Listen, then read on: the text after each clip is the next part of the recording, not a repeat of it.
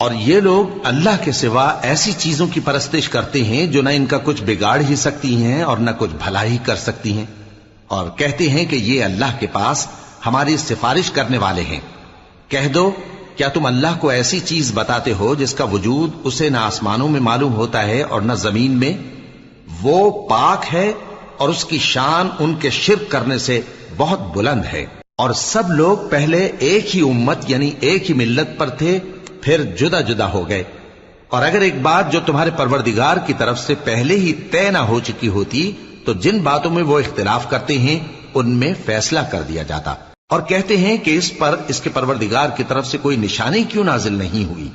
کہہ دو کہ غیب کا علم تو اللہ ہی کو ہے، سو تم انتظار کرو، میں بھی تمہارے ساتھ انتظار کرتا ہوں۔ اور جب ہم لوگوں کو تکلیف پہنچنے کے بعد اپنی رحمت سے آسائش کا مزہ چکھاتے ہیں تو وہ ہماری آیتوں میں